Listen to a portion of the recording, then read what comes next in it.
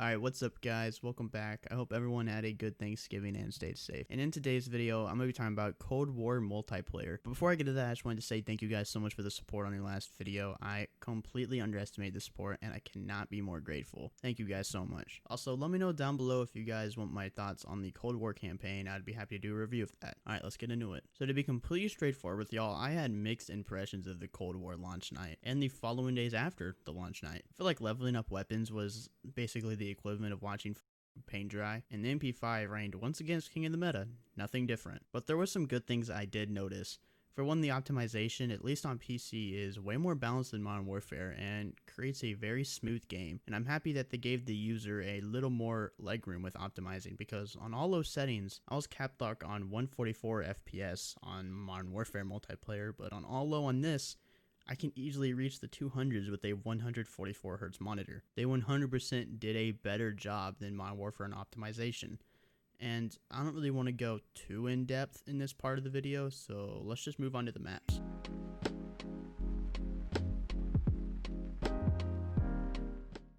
Treyarch, man, what have y'all done with these maps? I don't like them. Plain and simple, I do not enjoy these maps. And one reason why I don't is because they only released with 8 launch maps, and a good handful of these maps were already in the beta. And, well, I didn't like them then, so I'm not gonna like them now. I mean, some maps like Miami, for example, when I see them queued up for the next match, I will leave immediately in disgust. Because that map is literally dog shit lit on fire, like it's on the same level as Stonehaven from Ghost. It feels like the maps are catered to new players with the insane amount of head glitches and areas where the enemy can see you, but you damn well can't see them. It's like this in every map, you know, dark corners, stupidly overpowered head glitches. You literally can not have a casual game on any of these maps because of these reasons. It's ridiculous.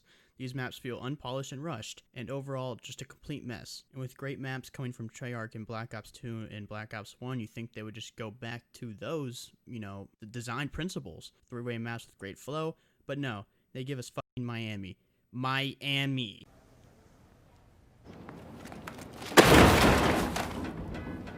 Now, I will give Treyarch benefit of the doubt. Some maps aren't the worst like Moscow, but that's just one map out of the entire rotation, and I don't see myself enjoying these maps anytime soon, enough to where they'll be remembered by the community or even myself. They're just not rememberable maps, you know? Is that a word? Rememberable? That's just how I feel about the maps. Plain and simple, they're just bad. They're just trash.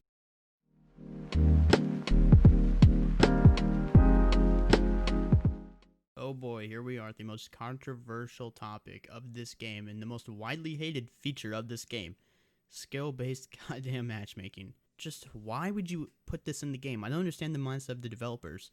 Almost every player, except dudes who play this game every day and have mold growing on their skin because they have not showered since the game's release, like that skill-based matchmaking is implemented in this game. I mean, skill-based matchmaking is easily the worst feature any Call of Duty game can have, and Treyarch injected it with steroids in this game. Feels like if I have a good game, I'll end up facing Scump and Crim6 the next game in the Call of Duty World Championship. It's just incredibly frustrating, and there's such a simple solution that I think even Modern Warfare should have had in the game. A separate playlist for ranked games, similar to how Rainbow Six Siege does it. This will save the headache of having to feel like you need to purposely play bad so you don't get absolutely demolished in the next game.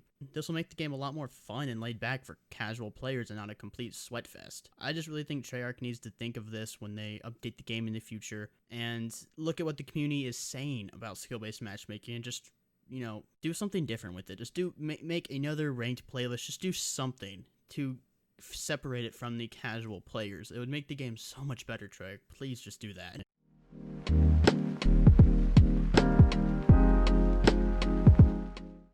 This part of the video actually isn't going to be like completely flaming Treyarch for the weapons in Cold War because I believe they actually didn't do too terrible. Like usual, the meta is just the MP5 and an overpowered assault rifle, but overall the guns feel pretty solid. But one problem I definitely have is these snipers.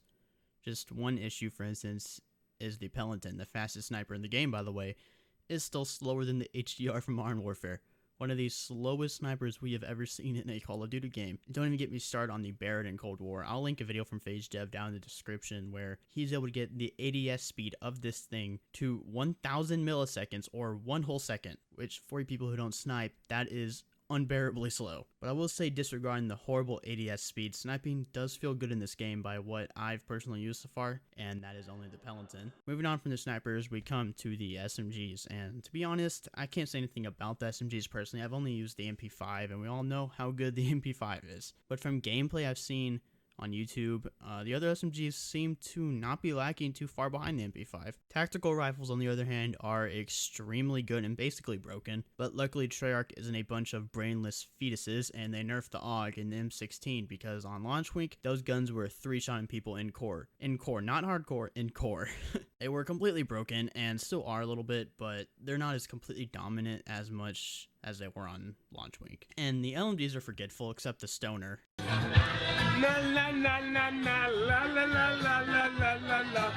And pistols are cool, I guess. The 1911 returns once again, and the revolver is pretty good and satisfying to use, and I haven't used the other one. I don't even know what the name of it is. And finally, the ARs. They're actually pretty good in Cold War. They are powerful, but not game-breaking like the MP5 or M16. But the issue with the ARs is mainly the recoil. I'm not sure if it's just the few weapons I've used, but it seems like the recoil is a lot when first trying to level up a gun because you don't have any attachments, obviously, but it just feels incredibly strong. And shotguns are also pretty good in this game. As you can see in the gameplay, I have the Plague Diamond camo from Zombies, and it looks pretty cool. But back to the actual performance of the shotguns. In my opinion, the overall better shotgun is the Gallows, and this is just a widely accepted thing across the entire community, but the Howler is good. And it was pretty dirty in the beta, but they nerfed it, I believe. And after the nerf, it's still pretty solid, but not on the same pedestal as the Gallows. And I'm not even going to talk about the launchers, because they're launchers, and we all love them. We don't discriminate launchers on this channel.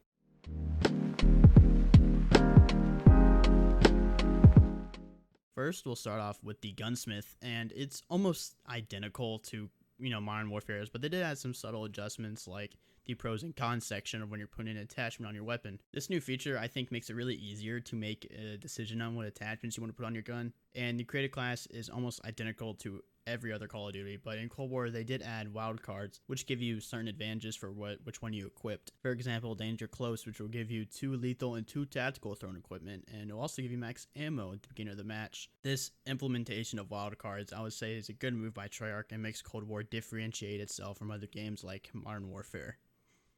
Alright guys, what's up? So I'm recording this at 1 in the morning. This is like 2 days after I record the audio for this video. I kind of forgot to record an outro, so I am sorry about that if there's a mic difference in the noise. But thank you guys for watching the video all the way through, man. It means a lot. I had a lot of fun making this video, and I hope you guys enjoyed the editing and everything. I'm still trying to get used to, Premiere Pro and all that, but I think I did a pretty good job. So let me know down below what videos you guys want. If you guys want like a campaign review or something, just let me know in the comments. I would love to do one. And that's really it. Thank you guys so much for watching the video, and I'll see you guys in the next one. Peace out.